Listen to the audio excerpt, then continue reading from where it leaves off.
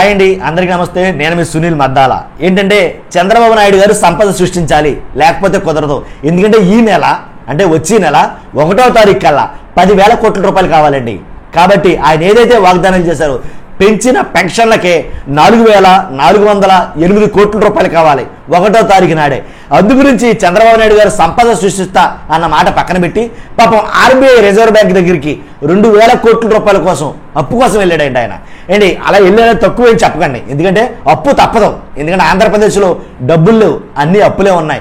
కానీ జగన్మోహన్ రెడ్డి గారు ఏనాడు కూడా సంక్షేమ పథకాలను ఆపలా.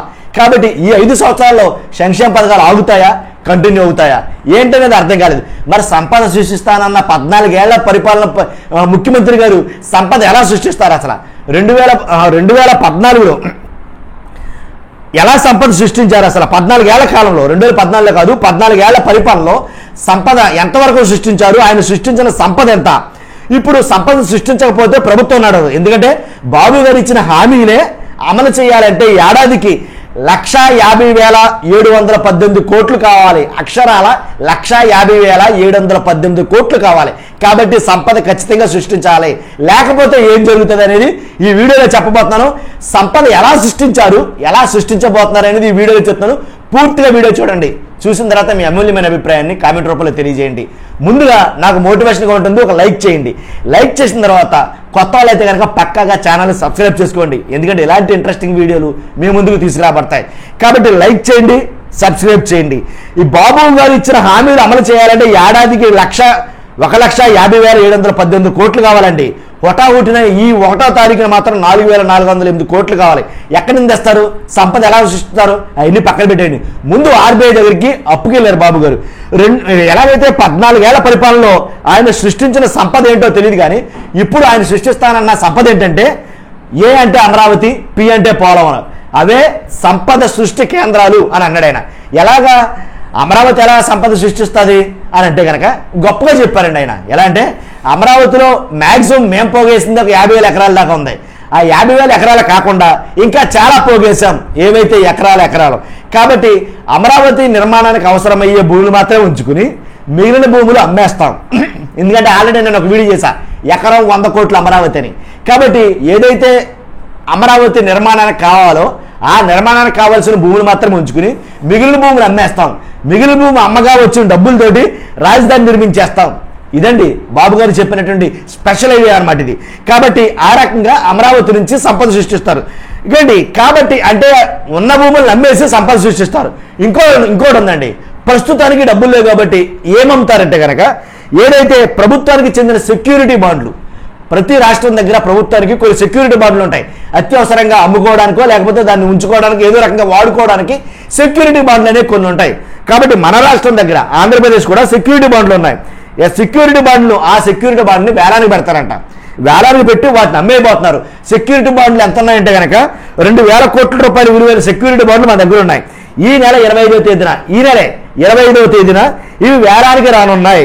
RBI core banking, reserved bank of India core banking solution, ఈ కుబేర్ అంటారు దీన్ని.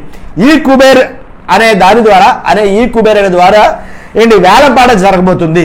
కాబట్టి ఈ సెక్యూరిటీ బాండ్లు 2,000 కోట్లని 1,000 కోట్లు ఒక రకంగా, 1,000 కోట్లు ఇంకొక రకంగా 2,000 కోట్ల సెక్యూరిటీ బాండ్లు అమ్మేయబోతున్నారు.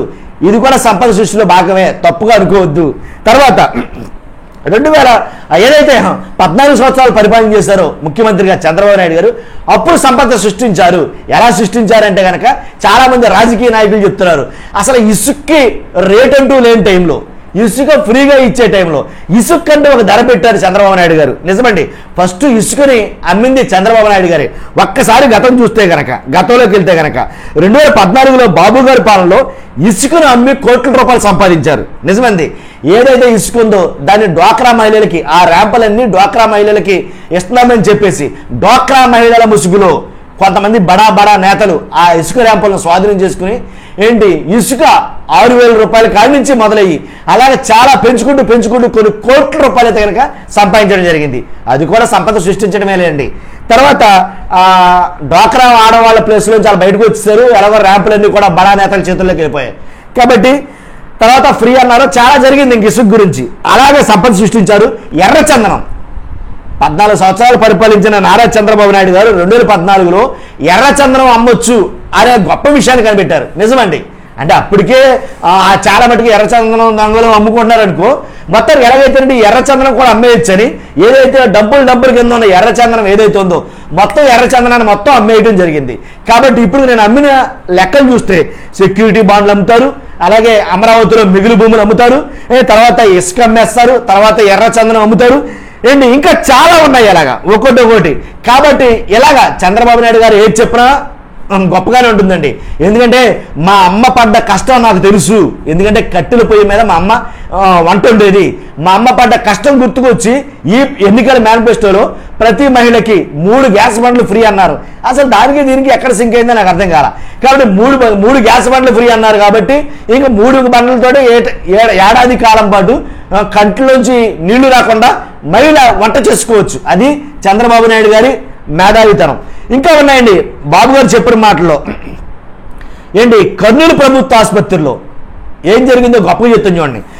కర్నూలు ప్రభుత్వ ఆసుపత్రిలో ఎలుకలు కరిచి చాలామంది ఇబ్బంది పడుతున్నారు పేషెంట్లు అని అంటే, ఒక్కో ఎలకను పట్టుకోవడానికి 20,000 ఖర్చు చేశారు చంద్రబాబు నాయుడు గారు. ఆ టైంలో 300 ఎలకలకు గాను 20,000 = 60 లక్షల రూపాయలు ఖర్చు చేశారండి. సంపద సృష్టిస్తానన్న చంద్రబాబు నాయుడు గారు అప్పుడు చేసినటువంటి ఆ సంపద సృష్టించడంలో భాగం అనమాట. కాబట్టి ఆర్బీఐ దగ్గరికి అప్పు కట్టడం మీకు చెప్పిందే నేను. కాబట్టి ఇలాగా, ఎందుకంటే ఆ బాబు గారు హామీలు అమలు చేయాలంటేనే కొన్ని లక్షల కోట్లు అవసరం అవుతాయి, ఎలాంటి సందేహం లేదు. 14 ఏళ్ళుగా ముఖ్యమంత్రి చేసిన చంద్రబాబు నాయుడు గారు ఒకసారి చదివితే దాంట్లో ఏమైందంటే కనుక 14 ఏళ్లలో కూడా ఒక్క సంవత్సరం కూడా ఆయన హయాంలో ఒక్కసారి కూడా రెవెన్యూ డిఫిషిట్, ఏదైతే రెవెన్యూ మిగులు లేకపోవడం గొప్ప ఆశ్చర్యానికి గురి చేసింది నన్ను. ఒక్క సంవత్సరం కూడా రెవెన్యూ మిగులు అనేది లేదు. మరి సంపద సృష్టి ఎలా సృష్టించారో నాకు అర్థం కాల. ఇప్పుడు చెప్పడం కాదు నేను సంపద సృష్టిస్తానన్నది. 2014 నుంచి కూడా సంపద సృష్టిస్తా అని అంటానే ఉన్నారు. వాస్తవం అండి. ఈ ఎన్నికల మేనిఫెస్టోలో కూడా సంపద సృష్టిస్తా అని అయితే దాంట్లో కూడా పొందుపరచడం జరిగింది. ఒక విలేకరు అడిగిన మాటకి సంపద సృష్టిస్తాను, అది ఎలా సృష్టిస్తానో మీకు తెలియదు అని అయితే మాట్లాడారు రేజీ గారు. కాబట్టి టీడీపీ మినీ మేనిఫెస్టోలో పెట్టినండి పూర్ టు రిచ్ విధానం అనేది అది కూడా సంపదలో భాగమే అనేది ఆయన చెప్పడం జరిగింది. కాబట్టి మే 13, 2017లో బాబు గారు అమెరికా వెళ్ళారండి. గొప్ప చిత్రం ఏంటంటే, బాబు గారు అమెరికా వెళ్ళిన తర్వాత, అమెరికా నుంచి వచ్చిన తర్వాత చాలా మంది విలేకరులు అడిగారు ఆయన్ని. ఏ తారీఖు అది? మే 13 తారీఖు 2017. బాబు గారు మీరు అమెరికా వెళ్ళారు కదా, అమెరికా పర్యటనలో దేని గురించి ఏంటని అడిగితే కనుక సంపద ఎలా సృష్టించాలో చూడడానికి వెళ్ళాను అన్నాడు ఆయన. నిజమండి, సంపద ఎలా సృష్టించాలో చూడడానికి నేను అమెరికా వెళ్ళాను. ఎలాగంటే అక్కడ జరుగుతున్నటువంటి సోలార్, తర్వాత వ్యవసాయం, తర్వాత విండ్ ఎనర్జీ, వీటన్నింటి గురించి నేను అధ్యయనం చేయడానికి వెళ్ళానన్నారు. కాబట్టి ఈ సంవత్సరం కూడా ఎక్కడికి వెళ్ళి ఏం అధ్యయనం చేస్తారని చాలామంది ఆలోచిస్తున్నారు. కాబట్టి ఈ రకంగా ఏదైతే ప్రభుత్వానికి సంబంధించిన సెక్యూరిటీ బాండ్లు ఉన్నాయో, ఎర్రచందనం ఉంది, ఇవన్నీ కూడా సంపద సృష్టించడంలో ఒక భాగమే. నిజంగా సంపద సృష్టిస్తారో లేకపోతే అప్పుల మీద అప్పులే చేస్తారో తెలియదు, కానీ మొత్తం మీద సంవత్సరానికి వచ్చి 1,50,718 కోట్ల రూపాయలు తేవాలి చంద్రబాబు నాయుడు గారు. దాంట్లో ఎలాంటి డౌట్ లేదు. ఎందుకంటే పథకాలు మూవ్ అవ్వాలంటే కనుక, పథకాలు రన్ అవ్వాలంటే కనుక ఆ 1,50,718 కోట్లు ఖచ్చితంగా కావాలి. దానికోసమైనా చంద్రబాబు నాయుడు గారు సంపద సృష్టించాలి. కాబట్టి సంపద సృష్టించడం ఎలాగో ఇప్పుడు వాళ్ళందరూ చూస్తారు నిజంగాను. కాబట్టి ఈ రకంగా సృష్టించవచ్చా అనేది చూస్తారు. చూద్దాం ఏం జరగబోతుందో. ఆంధ్రప్రదేశ్ మొత్తం కూడాను ఈ పథకాలు అమలవుతాయా అమలవ్వా? ఎందుకంటే ఏదైతే 3 గ్యాస్ బండ్ల ఫ్రీ అన్నారో, అలాగే 1,500 మహిళలకు ఫ్రీ అన్నారు, అలాగే ఏదైతే పెన్షన్ పెంచిస్తున్నారో, అలాగే అమ్మవాడు ఇంట్లో ఎంతమంది ఉంటే అంతమందికి అన్నారో, ఇలాగ ఒకటి కాదండి బాబు, మొత్తం చాలా ఉన్నాయి. ఆవిడ ఆలోచిస్తేనే మెంటలెక్కిపోద్ది. అన్ని పథకాలు ఎలా రన్ చేస్తారో అన్నీ పెంచినవి మళ్ళీ పైగారు. పెంచడం కరెక్ట్ కాదు, ఎంతవరకు ఇస్తున్నామో అంతవరకే ఇస్తాం అని అయితే చెప్పడం వల్లే జగన్మోహన్ రెడ్డి గారు ఓడిపోయారు. దాంట్లో ఎలాంటి సందేహం లేదు. నేను పెంచిస్తాను ప్రతిదీ అని అన్నామోనే నారా చంద్రబాబు నాయుడు గారు నెగ్గారు. అందులో ఎలాంటి డౌట్ లేదు. కానీ నెగ్గిన నారా చంద్రబాబు నాయుడు గారు ఈ వాగ్దానాలన్నీ నెరవేరుస్తారా లేకపోతే నెరవేర్చలేరా అనేది ఇక్కడ పెద్ద ప్రశ్న అనమాట. ఇంకోటి ఏంటంటే, ఏదైతే అమరావతి అని అన్నారు, అమరావతి సెల్ఫ్ ఫైనాన్స్ ప్రాజెక్ట్ అని అన్నారు. సెల్ఫ్ ఫైనాన్స్ ప్రాజెక్ట్ అంటే చాలా మందికి అర్థం కాలా. నాకు ముందు అర్థం కాల. సెల్ఫ్ ఫైనాన్స్ ప్రాజెక్ట్ ఏంటి, సెల్ఫ్ ఫైనాన్స్ ప్రాజెక్ట్ ఏంటి అనుకున్నాను. తీరా సెల్ఫ్ ఫైనాన్స్ ప్రాజెక్ట్ అంటే దానే డబ్బులు సమకూర్చుకుంటుంది. ఎలాగా? ముందు మనం 50,000 ఎకరాలు కావాలంటే 1,00,000-2 లక్షల ఎకరాలు పోగేసేయాలి. పోగేసేసిన తర్వాత మనకు కావాల్సిన 50,000 ఎకరాల్లో రాజధాని నిర్మించుకోవాలి. మిగిలిన 1,00,000 ఎకరాలు ఉంటే కనుక ఒక్కో ఎకరం అమ్మేయాలి. అమ్మేస్తే వచ్చిన కాడికి అంతా ఆ డబ్బు అంతా కూడా ఆ డబ్బు పెట్టి మనం తినాలి, అదే రాజధానికి వాడాలి అనేది ఆయన చెప్పిన లెక్క. కాబట్టి ఈ రకమైన సెల్ఫ్ ఫైనాన్స్ ప్రాజెక్టులు నేను ఇప్పటి వరకు నా భూతో నా భవిష్యత్ అన్నట్ట నేను ఇప్పుడు వరకు ఎక్కడా చూడలేదండి నిజంగా. అందుకే చంద్రబాబు నాయుడు గారు నేను అపర చాణక్యుడు అని అంటే ఎలాంటి సందేహం లేదు అని అన్నమాట. నిజంగా ఎలాంటి సెల్ఫ్ ఫైనాన్స్ ప్రాజెక్టులు ఉంటే ఎన్నైనా చేయొచ్చండి నిజం. కాబట్టి ఈ రకమైన సంపద సృష్టి నేను ఎక్కడ నా భూతో నా భవిష్యత్ అన్నట్టు నేను ఏ రాజకీయ నాయకుడి దగ్గర చూడాల. నిజంగా ఈ రకమైనటువంటి సెల్ఫ్ ఫైనాన్స్ ప్రాజెక్టులు ఉన్నాయని తెలిస్తే ప్రపంచ దేశాలు ఎగబడతాయేమో. చూద్దాం ఏం జరుగుతుంది అనేది. కాబట్టి చూస్తున్నా మీరు అందరూ కూడా నేను చెప్పిన మాటల మీద మీ అమూల్యమైన అభిప్రాయం ఏదైనా సరే తప్పైనా ఒప్పైనా కామెంట్ రూపంలో తెలియజేయండి. అలాగే ముందు లైక్ చేయండి, నాకు కొంచెం మోటివేషన్గా ఉంటుంది. అలాగే కొత్త వాళ్ళ దగ్గర పక్కాగా సబ్స్క్రైబ్ చేసుకోండి. Thank you very much.